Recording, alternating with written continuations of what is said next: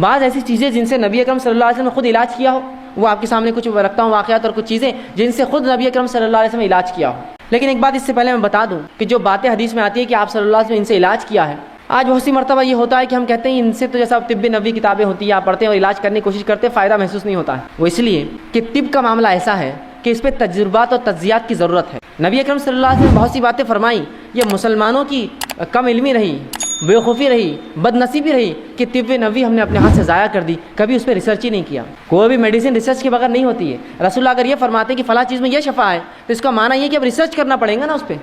اس میں سے نکالنا پڑے گا کیسی شفا ہے، کس چیز کے ساتھ دنیا کی مل کے یہ شفا دیں گی، کون سی اور چیزوں سے مل جانے سے فلاں فائدہ ہوگا۔ ریسرچ ورک کبھی نہیں ہوا، اور افسوس مسلمانوں نے یونانی طب کو اپنا طب سمجھا اور یونانی طب کو مکمل طور سے لے لیا، اور طب نبی اس کے چکر میں پوری ختم ہو گئی کہ آج بہت ساری باتیں جو طب نبی میں الفاظ آتے ہیں وہ دوائیں کس کو بولتے ہیں ہم کو معلوم نہیں۔ وہ تو تبھی معلوم ہو سکتا تھا جب اس زمانے کے بعد سے لے کر مسلمان اس کو استعمال کرتے رہتے، اس پہ تجربات کرتے۔ افسوس کہ اتنا زبردست ذریعہ طب کا ہم نے کھو دیا۔ لیکن پھر بھی کچھ باتیں جو آتی رکھنے کی کوشش کرتا ہوں، وہ جس سے رسول اللہ صلی اللہ علیہ وسلم نے شفا کے لیے استعمال کی دواؤں کے طور پر۔ سب سے پہلے جو حدیث میں آتا ہے وہ یہ کہ آپ شہد سے علاج کیا کرتے تھے۔ ایک مرتبہ ایک شخص سے کہ اللہ کے رسول صلی اللہ علیہ وسلم میرے بھائی کو پیٹ خراب ہو چکا ہے، اسے دست ہو رہے ہیں، آپ صلی اللہ علیہ وسلم نے کہا اسے شہد کھلاؤ۔ وہ گیا شہد کھلا کر آیا، کہا اللہ کے رسول اور بڑھ چکے ہیں، کہا اور کھلا، پھر اس نے کھلا کر آیا، کہا اللہ کے رسول صلی اللہ علیہ وسلم اور بڑھ چکے ہیں، کہا اور کھلا، 3 مرتبہ کھلانے کا حکم دیا۔ پھر وہ آ کر کہا اللہ کے رسول اور اس کے دست بڑھ گئے ہیں، تو کہا اللہ کی کتاب سچی ہے، تیرے بھائی کا پیٹ جھوٹا ہے، اسے اور کھلا شہد۔ اس لیے کہ اللہ نے شہد کے تعلق سے کہا اس میں شفا ہے، تو اللہ کی کتاب سچی ہے، تیرے بھائی کا پیٹ جھوٹا ہے، اسے اور کھلا۔ جب اور کھلایا گیا تو ان کو شفا مل گئی اس چیز سے۔ آپ دیکھ رہے ہیں جہاں شہد کھلایا گیا وہیں عقیدہ دیکھیے ساتھ میں، کھلا اس کو، اس میں شفا ہے، بس اگر کہہ دیا تو کہہ دیا، یہ نہیں کہ اور عموماً دیکھے تو شہد کھلانے سے بہت سے لوگوں کے دست اور بڑھ جائیں گے، ظاہر تو یہ دکھتا ہے لیکن اس میں شفا ہے، وہ شفا اور فائدہ دیتا ہے۔ اس لیے کہ کبھی دست کا روکنا درست ہوتا ہے اور کبھی ان کا نکل جانا اچھا ہوتا ہے، تاکہ بیماری جو اندر ہے جراثیم پورے نکل جائے پیخانے کے ذریعے۔ تو کہا تیرا بھائی کا پیٹ جھوٹا ہے، اللہ کی کتاب سچی، اور کھلا اس کو، ایک بار اور کھلایا، دست بند ہو گئے، شہد کے ذریعے شفا۔ اسی طرح آپ صلی اللہ علیہ وسلم نے زمزم کا استعمال کیا شفا کے لیے، اور فرمایا زمزم جس نیت سے پیا جاتا ہے اللہ اس میں شفا رکھتا ہے۔ تو یہ علاج بھی ہم کر سکتے ہیں کہ جب حج کو جانا ہو، عمرے کو جانا ہو، جو لوگ جاتے ہیں آپ ان کو کہیے کہ بھائی زمزم ہمارے لیے لائیے، یا خود گئے تو خوب پیجیے، اس نیت سے کہ اللہ فلاں مرض کے لیے شفا، فلاں مرض کے لیے شفا، فلاں، اس لیے کہ زمزم جس نیت سے پیا تھا آپ فرماتے ہیں اللہ نے اس میں شفا رکھی ہے اس پانی کے اندر، زمزم کا استعمال کیجیے دوا۔ اسی طرح گائے کا دودھ یہ بھی بڑا مفید ہے، یاد رکھیے آپ صلی اللہ علیہ وسلم فرماتے ہیں کہ گائے کا دودھ پیا کرو، اس میں شفا ہے، اور اس کے پنیر کو کھایا کرو، اس میں بھی شفا ہے، اس لیے کہ گائے مختلف قسم کے جھاڑ کھاتی ہے جس کی وجہ سے اس کے دودھ میں شفا ہوتی ہے، لیکن اس کے گوشت میں بیماری ہے۔ کیا فرما رہے ہیں آپ صلی اللہ علیہ وسلم؟ گائے سے علاج کیا کرو، اس کے دودھ میں شفا ہے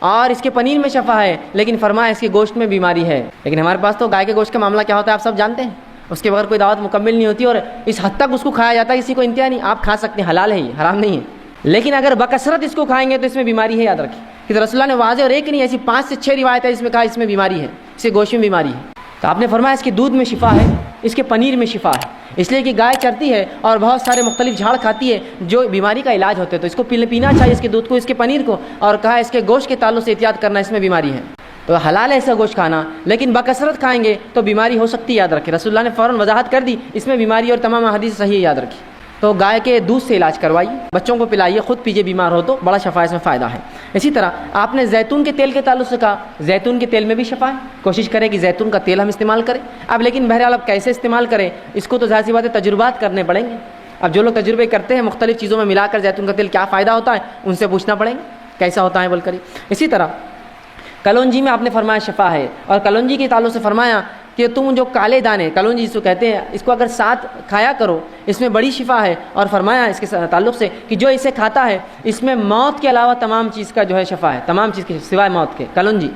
تو کلونجی کھایا کریں، اس میں بھی شفا ہے۔ اسی طرح اجوا کھجور کے تعلق سے آپ نے فرمایا اس میں بھی شفا ہے۔ اجوا کھجور وہ کھجور ہوتی ہے جو نبی اکرم صلی اللہ علیہ وسلم کے زمانے میں ایک مخصوص احاطہ ہے اس کے اندر اگتی تھی، اسے اجوا کہتے ہیں۔ تو اجوا کھجور جو کھاتا ہے آپ فرماتے ہیں جس دن وہ کھائے نہار پر 7 اجوا کھجور، اس دن جادو اور اس پہ زہر اثر نہیں کرتا۔ اسی طرح اجوا کے علاوہ فرماتے ہیں کہ ہجامے میں بھی شفا، ہجامہ سمجھتے ہیں، کپنگ جس کو کہتے ہیں، جس کے اندر بلیڈ کے ذریعے کچھ کٹس لگائے جاتے ہیں اور خون نکالا جاتا ہے مختلف جگہ سے، گردن کے پیچھے سے، سر پر سے، یا مختلف اعضاء جو تکلیف دیتے ہیں اس کو ہجامہ کہتے ہیں۔ ٹھیک، آپ یہ بھی کر سکتے ہیں، کپنگ کہتے ہیں اس کو انگلش میں، یہ بھی بڑی فائدہ مند ہے۔ آپ صلی اللہ علیہ وسلم نے خود اس کو کروایا تھا ایک حج کے اندر، جب آپ گئے تھے حج میں اور آپ صلی اللہ علیہ وسلم میں کچھ تکلیف تھی، آپ نے حجامہ کرایا تھا، تو آپ یہ بھی کروا سکتے ہیں۔ اس کے اندر بھی شفا انسانوں کے لیے تکلیف دہ جگہوں پر اور مختلف جو اعضاء پر یہ کیا جاتا ہے، تو حجامہ آپ کرا سکتے ہیں، اس میں شفا ہے۔ اسی طرح آپ صلی اللہ علیہ وسلم نے کہا سرمے کے تعلق سے کا سرما لگایا کرو، اس سے آنکھیں جو ہے صاف رہتی ہیں، تو سرما بھی ایک قسم کا جو ہے آنکھوں کی حفاظت کے لیے آپ بالکل لگا سکتے ہیں، اس میں کوئی حرج نہیں، اور یہ بھی سنت نبوی ہے کہ آپ صلی اللہ علیہ وسلم سرما لگاتے تھے، ٹھیک ہے۔ اسی طرح ٹھنڈے پانی سے بخار کا علاج آپ صلی اللہ علیہ وسلم کرتے تھے۔ آپ فرماتے تھے کہ بخار شیطان کی طرف سے ہے، شیطان آنکھ سے بنا ہے، لہٰذا ٹھنڈے پانی سے بخار کا علاج کرو، اور ٹھنڈے پانی سے جو آپ جسم کو دھوتے، یا ٹھنڈے پانی سے آج بھی دیکھیے بخار اگر بڑھ جائے ڈاکٹر کہتا ہے پٹیاں رکھیے سر پر ٹھنڈے پانی کی، تو ٹھنڈے پانی سے آپ بخار کا علاج کرتے ہیں۔ اسی طرح جن چیزوں سے آپ صلی اللہ علیہ وسلم نے علاج کیا ان میں سے ایک ہے نمک کا آپ نے استعمال کیا بچھو کے کاٹنے پر۔ آپ صلی اللہ علیہ وسلم کو ایک مرتبہ بچھو نے ڈنک مارا، آپ نے اس زخم پہ ایک نمک لگایا اور اس پہ پانی بہایا، بلکہ اس میں آتا گرم پانی میں پیر ڈالا اور سورہ فاتحہ پڑھ کر دم کرتے رہے جب تک کہ زہر کا اثر ختم نہ ہوا، تو نمک کا استعمال زہر کو اتارنے کے لیے۔ اسی طرح آپ صلی اللہ علیہ وسلم جن کو پیٹ کے کچھ امراض ہوتے، مرض ہوتے، ان کو حکم دیتے کہ عربی بھیڑ جس کو دمبا کہتے ہیں، جس کی دم بڑی چوڑی ہوتی ہے، بہت موٹی دم ہوتی ہے، ہمارے بکرے اور مینڈوں کی ایسا نہیں، بہت چوڑی دم ہوتی ہے، آپ صلی اللہ علیہ وسلم فرماتے ہیں اس کی دم کی چربی نکال کر لاؤ، اس کو پگھلاؤ اور 3 دن میں جو ہے 3 حصے کر کے 3 دن میں وہ چربی پیو، جس سے پیٹ کی بیماریاں ضائع ہوتی ہیں، دمبا جسے کہتے ہیں، عرب علاقوں میں بہت پایا جاتا ہے، تو آپ صلی اللہ علیہ وسلم کی چربی سے علاج کا حکم دیا۔ اسی طرح راکھ سے بھی آپ صلی اللہ علیہ وسلم علاج کروایا۔ آپ صلی اللہ علیہ وسلم جنگ احد کے اندر جب آپ کو کچھ زخم ہوئے تو فاطمہ رضی اللہ عنہا نے کھجور کے پتوں کو جلایا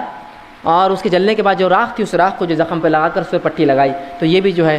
اس سے بھی آپ صلی اللہ علیہ وسلم نے شفا طلب کی۔ تو یہ وہ تمام کچھ چیزیں تھیں جو احادیث میں ملتی ہیں، میں نے کچھ مختصر جو میرے سامنے واضح تھی میں نے آپ کے سامنے رکھنے کی بہرحال کوشش کری۔ ان چیزوں کے ذریعے آپ نے طلب کی، اس کا مطلب یہ ہوا کہ یہ چیزوں کے ذریعے اور بھی جو حلال چیزیں ہیں ہم سب ان کو استعمال کر سکتے ہیں علاج کے طور پہ۔ جہاں دعائیں بھی پڑھی آپ نے، قرآنی آیتیں بھی پڑھی، صورتیں بھی پڑھی، وہیں جو ہے دنیاوی علاج بھی کیا، شہد بھی کھایا اور زمزم بھی پیا اور ساتھ میں جو ہے کھجور بھی کھائے اور سرما بھی آپ لگاتے تھے، حجامہ بھی آپ نے کروایا اور باقی بہت سی چیزوں میں حکم دیا کہ فلاں کرو فلاں کرو اور فلاں کرو، تو پتہ چلا جائز اشیاءوں سے میں اور آپ علاج کر سکتے ہیں، پھر چاہے وہ کیمیکل کے فارم میں ہو آج کل یا کوئی اور فارم میں، بس جائز ہونا یہ شرط۔